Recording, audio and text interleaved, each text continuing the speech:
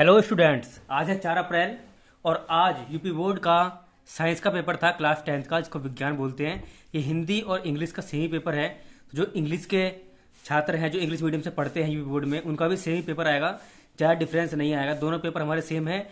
ये 824 BL code है। इसका कोड के हिसाब से आपके ज़िले में पेपर जाता है। फिलहाल ये बिजनौर जिले का है।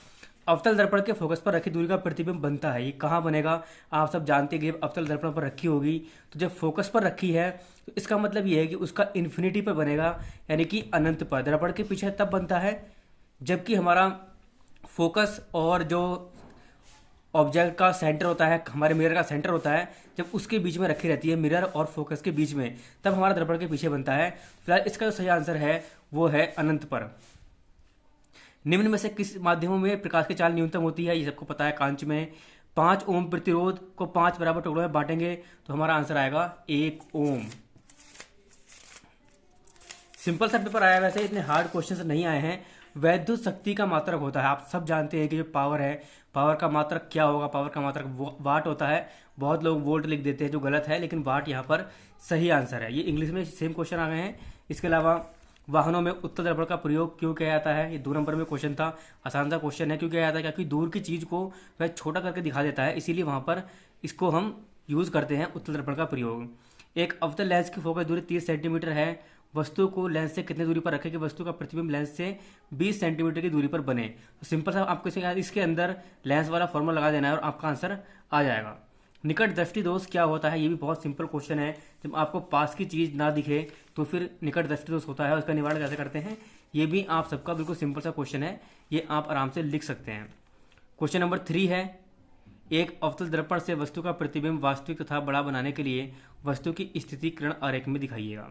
तो आपको ये पूरी वस्तु की जो स्थिति है वो आपको इसके पूरा जो बना करके दिखाना है। इसको हम बोलते हैं किरण आरेख, यानी कि रे डायग्राम। आपको इसका रे डायग्राम बनाना है और वो आपको शो करना है। एक उत्तल लेंस से वस्तु का आभासी प्रतिबिंब बनता है, किरण आरेख से समझाइए। ये भी रे डायग्राम है, जो कि आपको इस टाइप से अपना जो दर्पण है, दर्पण बना देना है और उसके बाद अपने जो भी है यहाँ पे कोई लाइन खींचने के बाद में फोकस सेंटर कर्वेचर बना करके और पूरी जो आपकी रे डायग्राम है वो आपको शो करना है। प्रतिरोध का मात्रक क्या होता है? प्रतिरोध का मात्रक आपको सबको पता है कि ये ओम होता है। एल लंबाई तथा ए मोटाई के तार का प्रतिरोध 10 ओम है। यहाँ पर उन्होंने खुद 10 ओम लिख दिया है और उसके मात्रक भी पूछा है। कितना सिंपल क्वेश्चन है। इसी पदार्थ के एक अन्य तार जिसकी लंबाई L/3 है तथा मोटाई 3 है, तो उसका प्रतिरोध ज्ञात कीजिएगा। इसका प्रतिरोध ज्ञात कीजिएगा। आपको वाला फॉर्मूला लगाना है, R=L/A। इस फॉर्मूले से आपका जो पूरा कंप्लीट है, इसको ऊपर नीचे रख के आप इसको आराम से कर सकते हैं। श्रेणी क्रम में 3 प्रतिरोधों को जोड़ा जाता है तो संयोजन के समतुल्य प्रतिरोध का सूत्र कीजिएगा। इतना आसान क्वेश्चन आया है कि जब श्रेणी क्रम में 3 प्रतिरोध को जोड़ेंगे तो समतुल्य क्या होगा? सिंपल है, RT बराबर R1 + R2 + R3। तो बहुत ही ज़्यादा सिंपल क्वेश्चन था। 4 नंबर में आपको बस इसका डेरिवेशन करके दिखाना था। दैट्स अ गुड थिंग, ताकि आपने अच्छे नंबर लेकर के आए होंगे। वैसे पेपर काफ़ी अच्छा है। वैद्युत जनित्र, मैंने आपको बताया था कि जनित्र या फिर मोटर, इन दोनों में से एक क्वेश्चन आपका 100% आता ही है 7 नंबर में। जनित्र नहीं आया तो मोटर आएगी, या मोटर नहीं आई तो जनित्र आएगा। तो ये 7 नंबर तो आपके पक्के समझ ही लीजिएगा। चुंबकीय क्षेत्र में किसी धारावाही चालक पर बल किन कारकों पर निर्भर करता है? चालक पर कार्य करने वाले बल की दिशा का नियम स्पष्ट कीजिएगा। बल की दिशा हम किससे ज्ञात करते हैं? आपको पता ही है, जो हमारे ये थंब वाले रूल होते हैं इस टाइप से, इससे हम बल की दिशा ज्ञात कर लेते हैं। तो ये सब चीज़ें आपको चुंबकीय क्षेत्र में धारावाही चालक पर बल किन कारकों पर डिपेंड करता है, जो फैक्टर्स हैं वो आपको यहाँ पर लिखने थे 7 नंबर। वैसे भी ये कोई बहुत ही कम लोगों ने किया होगा, मोस्टली लोगों ने ये क्वेश्चन किया होगा, क्योंकि जनित्र के बारे में सबको पता था कि ये क्वेश्चन आना ही आना है। प्रोपेनल, प्रोपेनल क्या है हमारा? C2H5O, C6H6O या C4H8O, C3H5O। आपको सबको पता है कि प्रोपेनल के अंदर लास्ट में क्या आता है? CHO। तो यहाँ पर हमारा, तो हम यहाँ पे लिख सकते हैं इसको C2H5CHO इस टाइप से। तो C के 3 हो गए हैं, H के 6 हो गए हैं और इसका O हो गया है। तो ये हमारा करेक्ट आंसर है। धातु क्या है इसमें? B, यानी कि बोरॉन, सिलिकॉन, कार्बन और लिथियम। इनमें से आपको ये बताना है धातु कौन सी है। धातु आपकी यहाँ पर Li, यानी कि जो हमारी लिथियम है ये हमारी धातु है। फिर डी क्वेश्चन है हमारा, गा क्वेश्चन है, ठंडे तनु अम्ल से हाइड्रोजन गैस बनता है। जिंक, जिंक ठंडे तनु अम्ल से हाइड्रोजन गैस बनाता है। इसका जिंक आंसर है। तो आप लोग बताना आपने कौन कौन से क्वेश्चन सही किए हैं। बेकिंग सोडा बनाने की विधि तथा गुणधर्म सबको पता है कि एक सोडा 100% आता है, तो ये आपने कर ही दिया होगा। पीएच मान से आप क्या समझते हैं? शुद्ध जल में हाइड्रोजन आयनों का साधारण क्या होता है? पीएच मान आप सब जानते हैं कि पीएच मान से क्या होता है, किसी की भी एसिडिक वैल्यू और बेसिक वैल्यू दिखाई जाती है कि ये कितना हमारा क्षारीय है और कितना अम्लीय है। और शुद्ध जल में हाइड्रोजन आयनों का साधारण क्यों होता है, ये भी आपको इसका नियम लिख देना था। आधुनिक आवर्त नियम लिखिए तथा इस आवर्त सारणी की 2 विशेषताएं भी लिखिए। मॉडर्न आपकी जो सारणी है उसके बारे में बताना था, उसका नियम लिखना था और उसकी 2 सारणी की विशेषता बतानी थी। पहली विशेषता तो यह है कि सब उसके अंदर ग्रुप से आराम से लगे हुए हैं और सबकी जो सिमिलरिटीज़ हैं, प्रॉपर्टीज़ हैं, वो सबकी मैच करती हैं। सेवेंथ क्वेश्चन है, संतृप्त तथा असंतृप्त हाइड्रोकार्बन में अंतर बताइएगा और खनिज तथा अयस्क में अंतर बताइएगा। ये क्वेश्चन ही मैंने आपको बताया था, खनिज तथा अयस्क में अंतर बताना था। अयस्क क्या होता है? अयस्क हमारा खनिज का शुद्ध रूप नहीं होता है, यहाँ पर इसमें से हमें खनिज निकाले जाते हैं, तो अयस्क से मेटल निकाली जाती हैं, जबकि खनिज जो है वह हमें जो बिल्कुल ओरिजिनल रूप है उसमें मिलता है।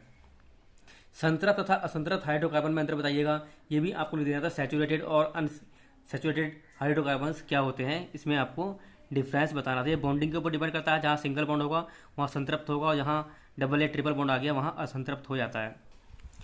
टिप्पणी करनी है, कार्बनिक यौगिकों में प्रतिस्थापन अभिक्रियाएं, कार्बनिक यौगिकों में सहसंयोजी आबंध, कार्बनिक यौगिकों के IUPAC नाम पद्धति, इनके बारे में आपको जो टिप्पणी है वो लिख देनी थी। या फिर इसके अलावा 7 नंबर में क्वेश्चन है, एथोनिक अम्ल को बनाने की एक विधि तथा 3 रासायनिक गुणधर्मों का रासायनिक समीकरण लिखिए। इंपोर्टेंट क्वेश्चन था, मैंने बताया था आपको पहले भी, तो आप ये आराम से इसको कर सकते थे। मानव में गुणसूत्रों की संख्या कितनी है? 46, ये सभी जानते हैं। निम्न में से कौन सा मानव में मादा जनन तंत्र का भाग नहीं है? शुक्रवाहिका, ये सबको पता है, तो आपने लिख दिया होगा। निम्नलिखित में कौन सा जीन प्रारूप शुद्ध गोल बीजों को प्रकट करता है? RR। और पादपों में जाइलम का कार्य होता है जल का संवहन। ये इंपोर्टेंट क्वेश्चन थे, ये आपने करे होंगे। आई होप कि आपके सभी के सही होंगे। बाकी आप बताना आपने ठीक करे हैं या फिर नहीं करे हैं। मेंडलीव के प्रयोग के आधार पर प्रभावित तथा अप्रभावी लक्षणों को समझाना था। भोजन के पाचन में लार की क्या भूमिका है, ये आपको बतानी थी। पौधों में वातरंध्रों की उपयोगिता का उल्लेख भी करना था। समझा तथा समरूप अंगों को उदाहरण देकर समझाइएगा। और पौधों में जल का परिवहन किसके द्वारा होता है, इसकी क्रिया विधि को समझाइएगा।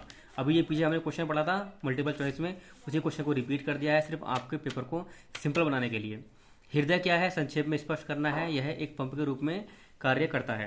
हृदय क्या है, और आपको बताइए हृदय क्या होता है? जो आपके शरीर के सभी अंगों तक आपके जो ब्लड है उसको साफ करके पहुंचाने का कार्य करता है, पंपिंग डिवाइस है। तो इस टाइप में, इस तरह से पंप के रूप में कार्य करता है। आपको इसी के बारे में 4-5 लाइन लिखनी थी और सारा काम आपको कुछ नहीं करना था, बस आपके 4 नंबर ये बहुत ही इजी वे में मिल जाते। परिवार नियोजन की स्थायी विधियां कौन सी होती है, किन दो पर सबसे टिप्पणी करनी थी। आपने ये क्वेश्चन कर दिया होगा, ये नहीं किया तो ये कर दिया होगा। दोनों ही क्वेश्चन काफी सिंपल थे यहाँ पर। इसके अलावा 12th क्वेश्चन है हमारा जो 7 नंबर का था, जैव विकास की मूलभूत संकल्पना का उल्लेख करना था। और मानव पाचन तंत्र इंपोर्टेंट था, मानव पाचन तंत्र का नामांकित चित्र बनाना और पाचन क्रिया का वर्णन करना था। तो आपका ये 3 नंबर में चित्र था, 4 नंबर में वर्णन था। चित्र को ही आप अपनी भाषा में समझा देंगे तो फिर उससे आपका पाचन तंत्र जो है वो एक्सप्लेन हो जाता है। आपको कुछ अंग लिखने थे उसके बारे में, जो कि हमारे इंटेस्टाइन होती हैं, छोटी आंत, बड़ी आंत वगैरह। आप इसके बारे में 2-4 चीज़ें लिखनी थी और आपको पूरे नंबर मिल जाते हैं। तो आप बताना आपने कितना पेपर किया है और कितने नंबर आपके आ सकते हैं। मेरे ख्याल से पेपर इतना ईजी है कि आप 70 में से इजीली यहाँ पर 55+ स्कोर कर सकते हैं और 60+ भी अगर आप स्कोर कर दें तो कोई बड़ी बात नहीं है। बाकी आप बताना आपने कितने नंबर का किया है और आपके कितने नंबर आ सकते हैं। मिलते हैं आपसे नेक्स्ट वीडियो में, तब तक के लिए बाय बाय, टेक केयर।